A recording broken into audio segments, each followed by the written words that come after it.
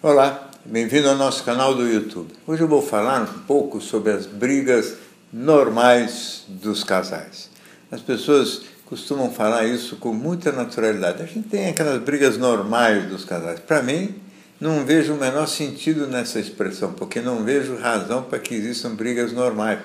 As brigas são sempre num tom agressivo, estourado, um dos dois pelo menos gritando, falando às vezes desaforos, o outro tendo que ou recuar, ou então topar aquela provocação e sair gritando e xingando também. Quer dizer, é uma coisa totalmente improdutiva, inútil, grosseira, e que não há nenhuma lógica no fato de que pessoas que se amem tenham esse tipo de briga, que são comuns justamente não só nos casais, como muitas vezes também nos parentes próximos. Quer dizer, filhos brigam assim com pais, que brigam assim com filhos.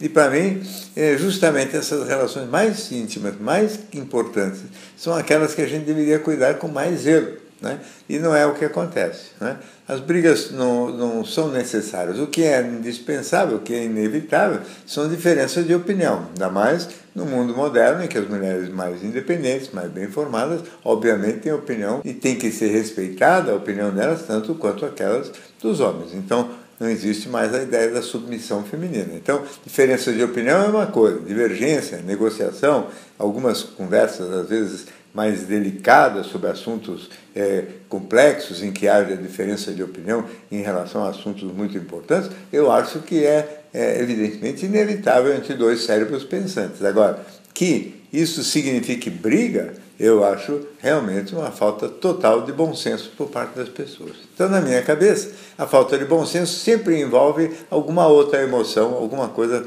além do tema em si. A principal e a primeira coisa é que parece que nas relações afetivas as pessoas não suportam muito quando o parceiro sentimental pensa diferente dele. É como se pensar diferente de mim, se a minha mulher pensa diferente de mim, como se ela estivesse me traindo, como se fosse um abandono, como se fosse rejeição, como se fosse descaso. Quer dizer, emoções fortes envolvendo uma simples diferença de opinião, como se ela não estivesse, então, vestindo a mesma camisa que eu, torcendo pelo mesmo time, jogando do mesmo lado da rede. Então, a diferença de opinião parece que é sentido pelas pessoas como alta traição. E por isso mesmo implica uma reação violenta e às vezes desmedida, como se fosse realmente um assunto muito grave. É evidente que isso é um equívoco muito grande, porque a diferença de opinião não define de jeito nenhum essa deslealdade ou essa ruptura na relação. Mas é assim que as pessoas vivem e reagem, não em função da diferença de opinião em si, mas sim em função de como elas interpretam isso, ou seja, como se fosse uma grave deslealdade. Essa é a razão, talvez, pelo que as pessoas se exaltem tanto em coisas tão simples, às vezes, brigas por motivos, inclusive, fúteis. Outra razão para brigas por motivos fúteis são aquelas que têm a ver com o fato de que as pessoas parecem que não suportam mais do que uma certa quantidade de dias de harmonia e concórdia. Parece que depois de 3, 4, 5, 6 dias, uma semana, tudo em paz, tudo em concórdia, vai criando um clima de tamanho aconchego, de tamanha intensidade da própria ligação sentimental, e essa intensidade acaba por determinar uma sensação interior de medo, como se as pessoas começassem a se sentir ameaçadas na sua individualidade, ameaçadas por causa desse medo curioso que existe no ser humano da felicidade. Então elas têm que sabotar um pouco a felicidade, armando uma trama qualquer para uma briga, essa sim, quase sempre por motivos mais fúteis ainda. Nem mesmo diferença de opinião, às vezes uma bobaginha qualquer, fica amplificado e se torna importante exclusivamente com a finalidade de botar um pouco de água fria na fervura, quer dizer, como se as pessoas não estivessem aguentando aquela intensidade, aquele aconchego.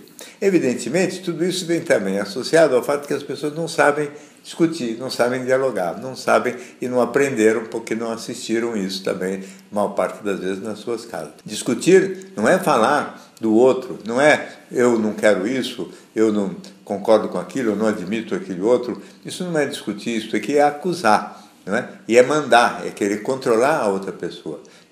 Dialogar é eu falar na primeira pessoa do singular. Dialogar é eu dizer, olha, isso não me agrada, eu não gostaria que isso acontecesse, eu me sinto magoado ou rejeitado, desprestigiado ou triste quando essas coisas acontecem. Quer dizer, eu apenas tenho o direito de falar na primeira pessoa do singular, deixando bem claro as coisas que me incomodam. Evidentemente que o meu parceiro tem sempre duas possibilidades. Uma é levar em conta aquilo que eu estou falando e tentar evitar as ações ou as palavras ou os comportamentos que me magoam, ou então não ligar a mínima para o que eu falo e, naturalmente, continuar agindo da mesma maneira, desprezando ou desconsiderando a minha mágoa. E aí o problema volta a ser meu, porque eu não posso obrigar ninguém a agir de um jeito que seja agradável a mim. Eu tenho o direito de avisar a pessoa uma vez, máximo 2 vezes, depois, se a pessoa continuar agindo de um jeito que me desagrada, o problema volta a ser meu. Ou eu tolero aquilo, ou eu me mando. Eu tenho só essas duas possibilidades. Eu não tenho a possibilidade de dizer, não, você tem que mudar, você tem que ser desse jeito. Ninguém tem que nada. Ninguém está obrigado a nada nessa vida. Muito bem, essa é uma forma de pensar muito importante, porque leva as pessoas, então, a encontrar um tipo de negociação e de conversa muito mais rica e muito mais criativa. É evidente que isso tudo pressupõe prestar atenção naquilo que o outro está falando, respeitar aquilo que o outro está falando, levar a sério aquilo que o outro está falando e, naturalmente, não ficar usando a inteligência da gente para simplesmente desmontar o argumento da outra pessoa. Quer dizer, quem sabe o argumento da outra pessoa é melhor que o meu, então eu vou ficar atento ao que ela está falando e realmente levando em consideração. E se for um argumento melhor que o meu, eu concordo, quer dizer, abro mão do meu e concordo. Isso seria realmente um diálogo construtivo. O resto não é diálogo, é duelo. A pessoa fala de um lado lá e eu retruco com outro argumento aqui, nós ficamos duelando e isso não leva a lugar nenhum. Infelizmente, a grande maioria das discussões e conversas entre os casais é desse tipo e é, portanto, perda de tempo, perda de energia e muito pouca inteligência emocional.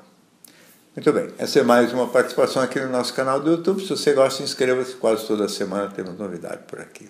Até a próxima.